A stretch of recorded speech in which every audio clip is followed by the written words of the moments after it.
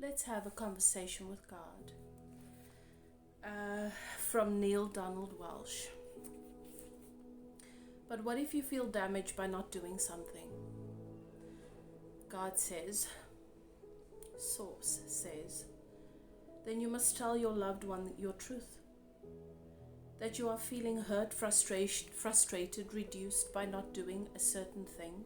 That you would like to do this thing. That you would like your loved one's agreement that you may do it. You must strive to seek such an agreement.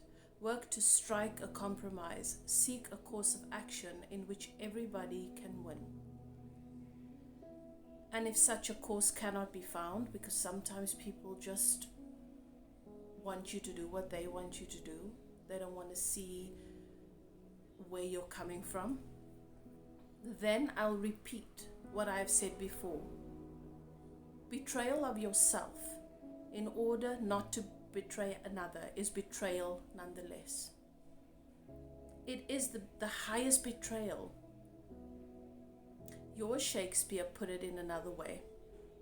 To thine own self be true, and it must follow as the night the day.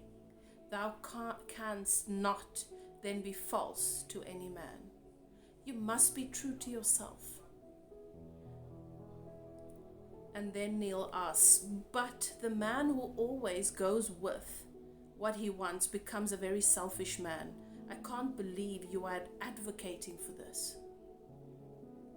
And then God says, you assume that man will always make what you call the selfish choice. And I tell you this, man is capable of making the highest choice. Yet I also tell you this, the highest choice is not always the choice which seems to serve another. Sometimes the highest choice is the choice that serves that own person's growth, that own person's joy, that own person's soul evolution. In other words, sometimes we must put ourselves first. And God says, oh, always, you must put yourself first. Then depending upon what you are trying to do or what you are seeking to experience, you will make your choice. When your purpose, your life purpose is very high, so will your choices be. Putting yourself first does not mean being what you term selfish. It means being self-aware.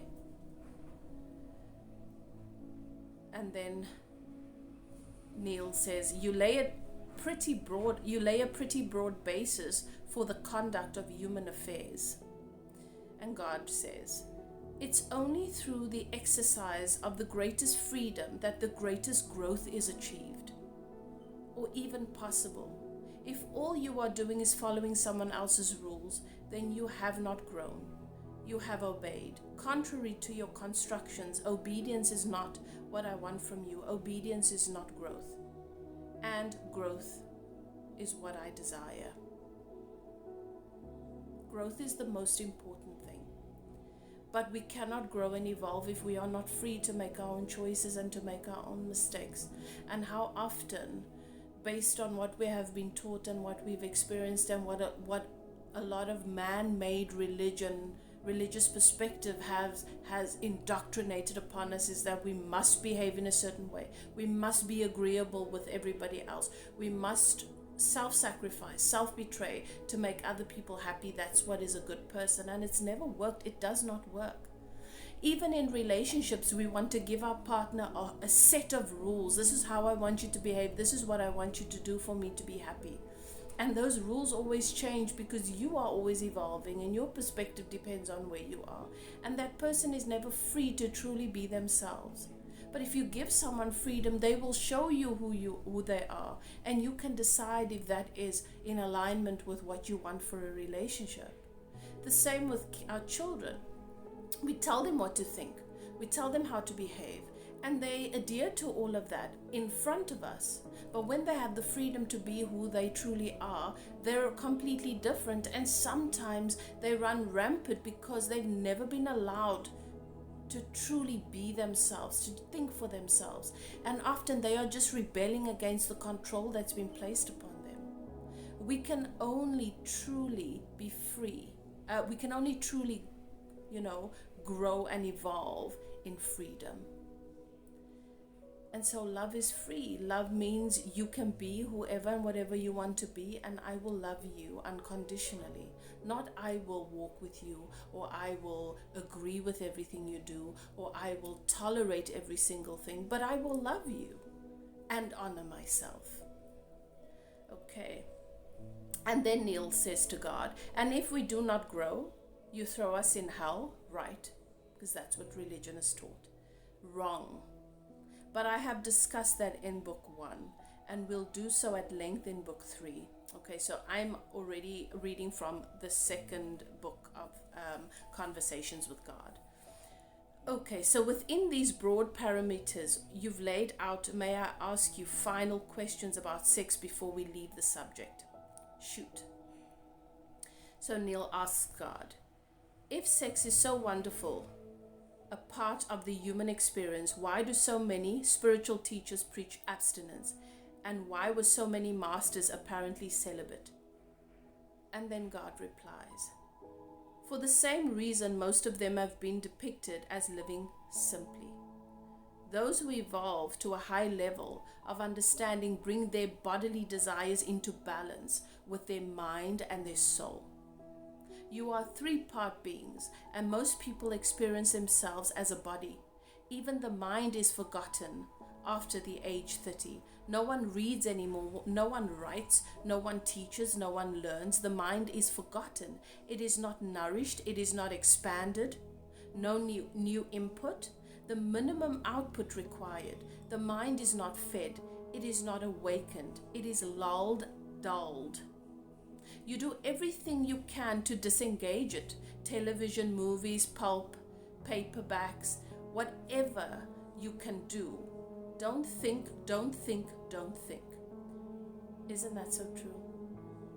So most people live life on a bodily level. Feed the body, clothe the body, give the body stuff. Most people haven't read a good book.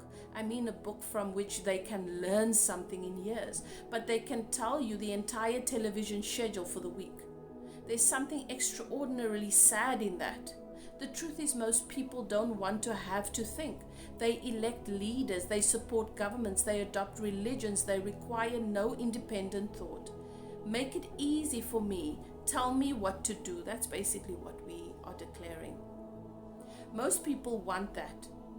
Where do I sit? Where do I stand? How should I salute? When do I pay? What do you wish me to do?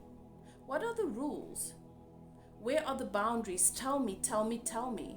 I'll do it. Somebody just tell me. Then they get disgusted, disillusioned. They followed all the rules. They did as they were told. What went wrong? When did it turn sour? Why did it fall apart? It fell apart the moment you abandoned your mind, the greatest creative tool you ever had. It's time to make friends with your mind again. Be a companion to it. It's felt so alone. Be a nourisher of it. It's been so starved. Some of you, a small minority, have understood that you have a body and a mind. You've treated your mind well. Still, even among those of you who honor your mind, the things of the mind, few have learnt to use the mind at more than 1/10 of its capacity. If you knew of what your mind is capable, you would never cease to partake in the wonders of its powers. And if you think the number of you who balance your life between your body and your mind is small, the number who see yourselves as 3-part beings, mind, body, and spirit, is minuscule. Yet, you are 3-part beings. You are more than your body, and more than your body with a mind. You are nurturing your soul. You are even noticing it. You are healing it or hurting it. You are growing it or withering. You are expanding or contracting. Is your soul as lonely as your mind? Is it even more neglected? That's the big question. I hope you enjoyed. Until next time.